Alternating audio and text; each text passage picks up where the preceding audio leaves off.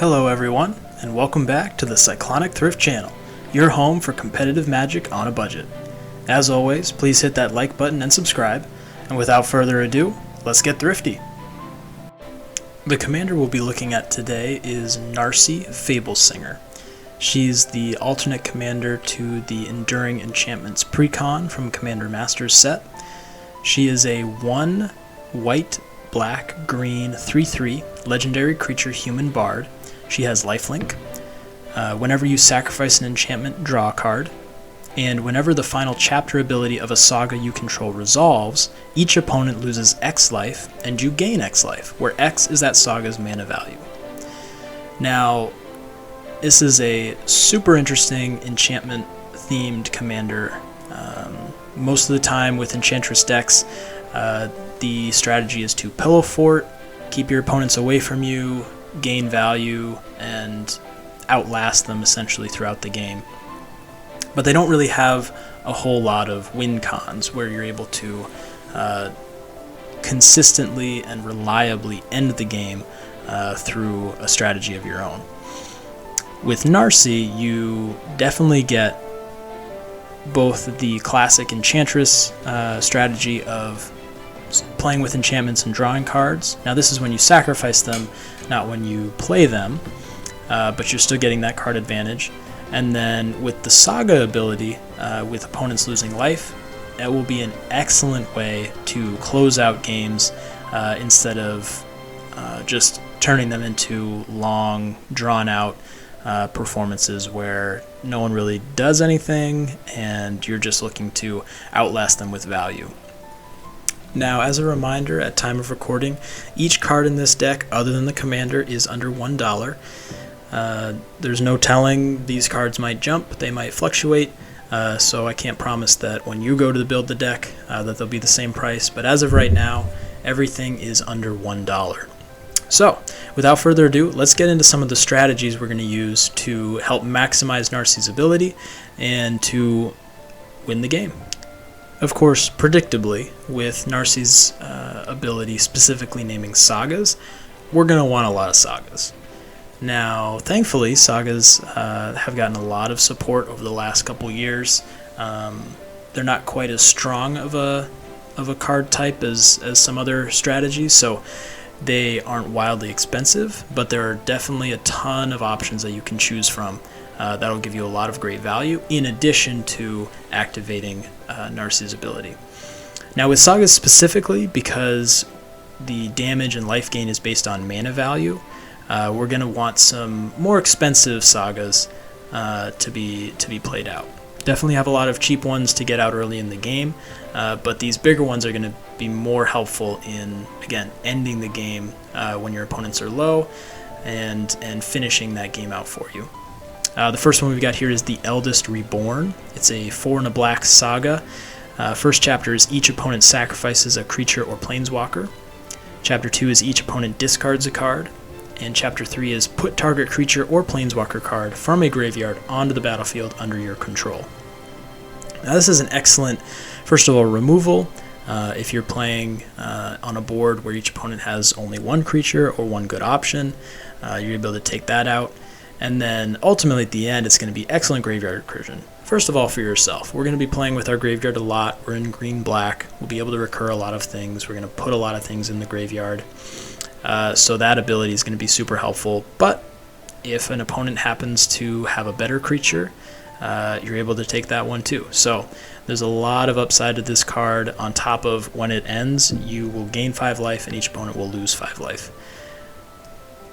The next saga we've got here is Elspeth Conquers Death. It is 3 white.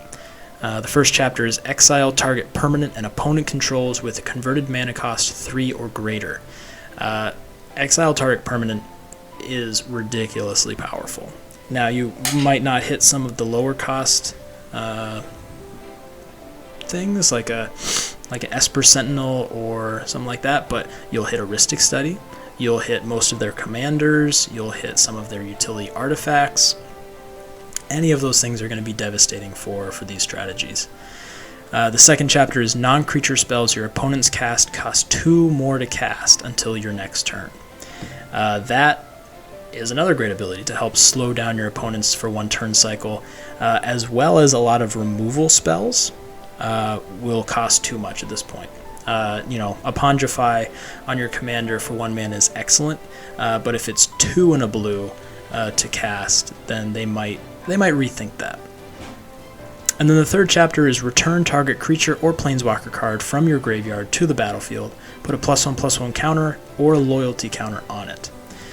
So again, graveyard recursion, now more personal this time than the Eldest Reborn, but again, we're going to be playing with our graveyard a lot. We're going to have a lot of creatures in there, so being able to return something to the battlefield is perfect. The next saga we've got here is Tale of Tinavale. It's a 3 white saga. First chapter is target creature you control gains indestructible for as long as you control Tale of Tinavale. So throw that on the commander, throw that on another important creature you've got on the battlefield. It's just going to be great protection. Chapter 2 is return target creature card from your graveyard to the battlefield. We've already talked about recursion here. And then chapter 3 is up to 2 target creatures you control each gain lifelink until end of turn. Now, not the most impactful third chapter ability, but again, any of these you're going to be gaining 5 life, and each opponent is losing 5 life at the end of it. So still going to be a very valuable include. Now, another section strategy here is enchantments that sacrifice, because Narcy says whenever you sacrifice an enchantment, draw a card. Now, that works for sagas, absolutely, because you're sacrificing them at the end, so you'll be drawing cards off of that. But if you can get some low-to-the-ground enchantments that sacrifice themselves, or you're able to get in the way of things to be able to draw cards, that's going to keep your strategy going much longer than if you didn't have that option. So we have a bunch of enchantments here that sacrifice themselves and also fill into the some very valuable slots, like target removal, protection for your creatures, and even ramp. So to start off, we've got Soul Snare. It's a 1 white enchantment. You pay a white to sacrifice it, exile target creature that's attacking you or a planeswalker you control. This is amazing. You get this down turn 1, you hold it like a loaded gun against your opponents. If they want to attack you with their good stuff, they're going to have to pay for it. It's exile, so it doesn't even have to, it doesn't worry about indestructible or anything like that. It's just an awesome combat trick to hold up there, and no one's going to want to play a removal spell on a 1 mana enchantment. So this is going to be a great include. Any of the seals, I'll mention Seal of Cleansing and Seal of Doom here. They are 1 in a white and 2 in a black respectively, and they each sacrifice themselves to do something. So Seal of Cleansing destroys target artifact or enchantment. Seal of Doom sacrifices to destroy target non-black creature. This is perfect, because in and of themselves, they can be super valuable, but when you're drawing cards on top of that value, it just snowballs into a really good effect. The second set here is actually going to be auras, enchantment auras that will enchant your creatures, give them an ability, and then sacrifice to protect them. So Coils of Medusa is 1 in a black for an enchant creature. Enchanted creature gets +1/-1, and then you can sacrifice Coils of Medusa to destroy all non-wall creatures blocking enchanted creature. So again, you're able to, before damage, kill anything that's potentially blocking your creature, whether it be Narcy or another guy you've got out there, and dissuades your opponents from blocking, because you're just going to lose all of the blocking creatures anyway. Thrall Retainer is a black for an enchanted creature. Enchanted creature gets +1/+1, and then you can sacrifice it to regenerate enchanted creature. Carapace is basically the green version. Enchanted creature gets +0/+2, and you sacrifice it to regenerate enchanted creature. These are just excellent ways to protect your commander, as well as draw a card off of that ability. And finally, for the ramp section, we have Unbridled Growth. It's green for an enchantment aura. You enchant a land, add 1 mana of any color to your mana pool, and then you can sacrifice Unbridled Growth to draw a card, which, with Narcy out, you'll be drawing 2 cards instead. So, on your turn, you don't necessarily need this anymore, so you tap it to float whatever mana you want, then sacrifice it, draw 2 cards. It'll be a very effective card in this deck. Font of Fertility is green enchantment. You pay 1 and a green, sacrifice it, search your library for a basic land card, put it onto the battlefield tapped, then shuffle, as well as draw a card with Narcy out. And then Ordeal of Nylea is 1 and a green enchantment aura. You enchant a creature. Whenever it attacks, you put a +1/+1 counter on it. Then if it has 3 or more +1/+1 counters on it, you sacrifice it. And when you sacrifice it, search your library for up to 2 basic land cards, put them onto the battlefield tapped, then shuffle. So again, it works with protection because you're helping get your creature bigger. It's going to work with ramp because you'll eventually be able to search up some lands, and you'll be able to draw a card off of it. With the Abzan strategy, we are going to be filling our graveyard. From sacrificing the enchantments on the battlefield, to doing some card draw, put the rest of your cards in your graveyard shenanigans. So we want to be able to recur those cards whenever we can. So we have a couple cards here that are going to be super effective at doing that. The first is Teshar, Ancestor's Apostle, 3 and a white for legendary creature bird cleric. Has flying, and whenever you cast a historic spell, return target creature card with mana value 3 or less from your graveyard to the battlefield. Artifacts, legendaries, and sagas are historic. Sagas being historic is huge here, so whenever you cast a saga with this guy on the battlefield, you'll be able to return another creature with mana value 3 or less from your graveyard to the battlefield. That could be an enchantment creature, that could be any kind of your value pieces. We have 14 creatures that are 3 or less in this deck, so presumably you'll be able to hit something for free, get it back out, whatever you get is a bonus. The next card is Lurrus of the Dream Den. It's 1 and Orzhov, so either white or black. Legendary creature Cat Nightmare. It has lifelink, and during each of your turns you may cast 1 permanent spell with converted mana cost 2 or less from your graveyard. This is huge, especially with those enchantments that self-sacrifice. So if we're talking about any of those auras that you sacrifice to regenerate target creature, you then cast it right out of your graveyard, enchant your creature again, and you've got protection until your next turn, basically. So it is an excellent card. Anything like Seal of Cleansing, where you sacrifice to destroy target artifact or enchantment, you do that, bring it right back out, and you've got another loaded gun ready for something else. Lurrus is going to do massive work in this deck. Resurgent Belief is a sorcery with Suspend 2. So you pay 1 and a white, and then you suspend it with 2 time counters on it. At the beginning of your upkeep, you remove a time counter. When the last is removed, you cast it without paying its mana cost, and you return all enchantment cards from your graveyard to the battlefield. This is going to be a blowout card. You return all your sagas, all your enchantment creatures, all your utility enchantments, everything to the battlefield. It's going to be a massive play, and you're going to do a ton of work. But part of this process outside of sacrificing the enchantments is we want to fill the graveyard with things to be able to get out later. So to do that, we're going to use Shigeki, Jukai Visionary, 1 and a green for a legendary enchantment creature, Snake Druid. You can pay 1 and a green, tap it, return Shigeki, Jukai Visionary to its owner's hand, reveal the top 4 cards of your library. You may put a land card from among them onto the battlefield tapped, and then put the rest in your graveyard. So this is great. First of all, it ramps us. Second of all, it helps fill the graveyard. You're going to look through the top 4 cards of your library. You're going to get that. You're going to get deep in there. It's going to come back to your hand. You'll be able to play it again. It's an enchantment, so when we get into the Enchantress type effects, you'll be able to draw cards. And then it has an enchant ability, which is XX green green. You discard Shigeki and return X target non-legendary cards from your graveyard to your hand. So if you're desperate, you need to return something important to your hand, you can do that too. But most of the time we'll be using Shigeki for that first ability to fill the graveyard and ramp us. Secondly, we have Vessel of Nascency. It's a green enchantment. You pay 1 and a green, sacrifice Vessel of Nascency, reveal the top 4 cards of your library. You can put an artifact, creature, enchantment, land, or planeswalker card from among them into your hand and put the rest in your graveyard.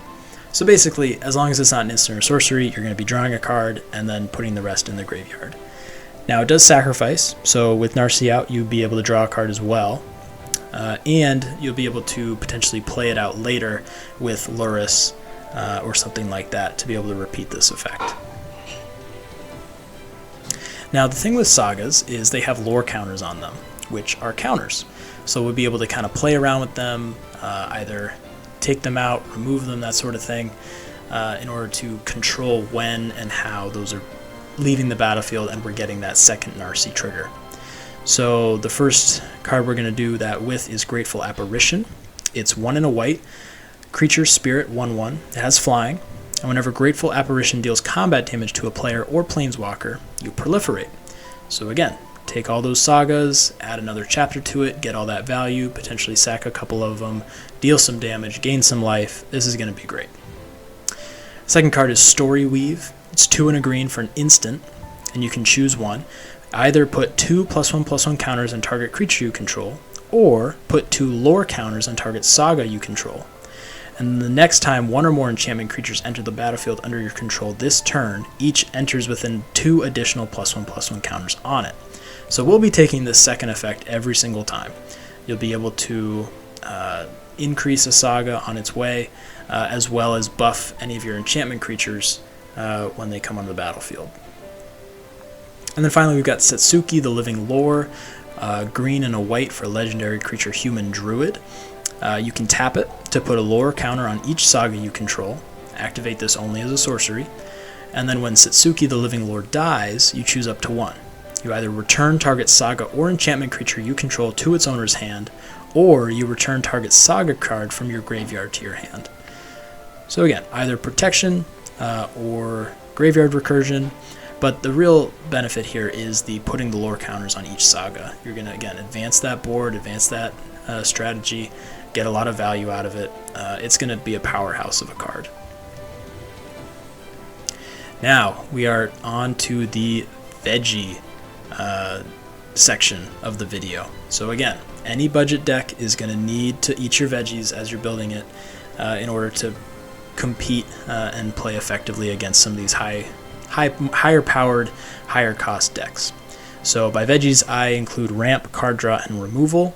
You want to make sure you have plenty of each of those in order to be consistent enough to compete in your play group. So with ramp, we're actually not going to focus so much on sorcery and instant ramp. We have plenty of those. We've got rampant growth, we've got cultivate, we've got all those. We've got Shigeki, as we mentioned before. All of those will be helpful ramp. But what I want to focus on now is actually cost reduction. We're going to be playing a ton of enchantments in this deck, so anything that will reduce our enchantment costs is going to be super helpful. So the first card in that vein is Herald of the Pantheon. It's 1 and a green, a creature Centaur Shaman. Enchantment spells you cast cost 1 less to cast, and whenever you cast an enchantment spell, you gain 1 life. So again, life gain, cost reduction, it's a perfect card for this deck. Second is Jukai Naturalist. It's a green and a white for an enchantment creature Human Monk. It has lifelink, and enchantment spells you cast cost 1 less to cast.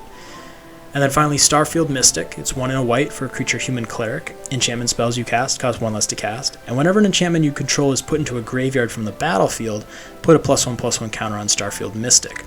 This second ability is going to be the most impactful of these 3 cards, because we are going to be sacrificing hella enchantments. We're going to be getting him into the graveyard. We're going to be putting counters on Mystic. He's going to be an excellent blocker or attacker, depending on what the game calls for. But ultimately, we do want to focus on that cost reduction. That's going to be more powerful than anything we can do from attacking or blocking. Moving on to the card draw section, this is where enchantment decks really shine. You have a plethora of options when it comes to card draw for enchantment decks. The first is Sithis, Harvest Hand, a very popular Enchantress commander. Green and a white for legendary enchantment creature Nymph. Whenever you cast an enchantment spell, you gain 1 life and draw a card. Mason Enchantress is 1 and 2 white for a creature Human Druid. Whenever you cast an enchantment spell, you may draw a card. Enchantress's Presence is 2 and a green for an enchantment. Whenever you cast an enchantment spell, draw a card. All of these are awesome, and if you get multiple out there, you're going to be drawing multiple cards on every cast, as well as whenever you're sacrificing them, you're going to get the Narcy trigger and draw cards. You're going to have no problem drawing cards in this deck. Now, as we get into the removal, many of the sagas we have some kind of removal on them. Some of them we've already talked about. We also have the seals from earlier, so Seal of Cleansing, Seal of Doom, that will be able to sacrifice and destroy target things. But we also have a couple other options here. The first is Extinguish All Hope, which is 4 black for a sorcery. Destroy all non-enchantment creatures. We do have a couple non-enchantment creatures in the deck, but by and large, the vast majority of them are enchantment creatures, so you won't touch your own board. It's going to be mostly a one-sided board wipe. It's going to be beautiful. The second is Doomwake Giant. It's 4 and a black for an enchantment creature, giant, and has Constellation. When Doomwake Giant or another enchantment enters the battlefield under your control, creatures your opponents control get -1/-1 until end of turn.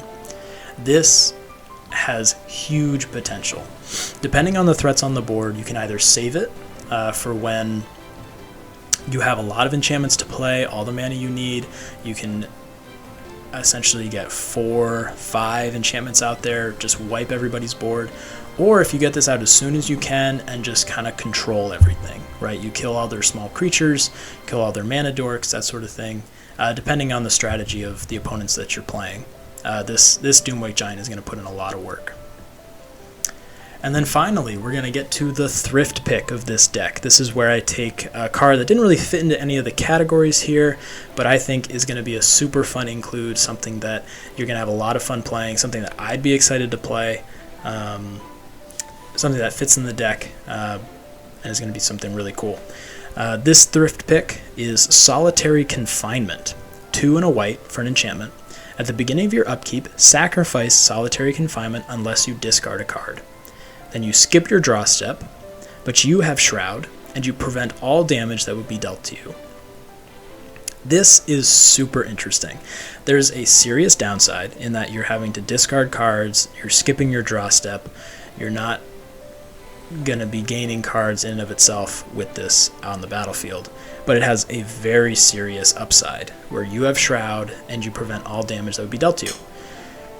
Something like that is a very difficult effect to get in Commander, and it works perfectly in this deck. First of all, it's an enchantment, so on cast it'll presumably draw you a card, and then you're going to be drawing a ton of cards on your turn anyway, either through sacrificing enchantments for Narcy or casting enchantments for the other card draw effects.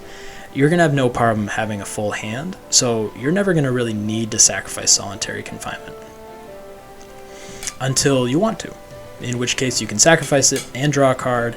At that point, preferably you're in a position to win the game, but all in all, I think this is going to be a super fun card. There's going to be some super interesting interactions with it depending on the state of the board, and it's something that I think is going to be a really fun include for this deck. And that brings us to the end of this video. As I said before, every card at the time of recording is under $1 outside of the Commander, and the entire deck in totality, including Narcy, is a mere $27.73. So again, very budget worthy, but is going to have a lot of fun playing around with sagas and enchantments and sacrificing and casting and card draw and damage. There's a lot of great influence for this deck, a lot of great strategies, and I hope you take some time to fill it out and have fun with the deck. Thanks for watching, everyone. I hope you enjoyed the video and were able to take some inspiration for your own thrifty decks. Comment down below if you think of any cards I missed or could have replaced. This is an educational channel, so additional insight and information is always welcome. In addition, please take a second to like the video and subscribe to the channel. I appreciate you all for sticking around, and until next time, stay thrifty.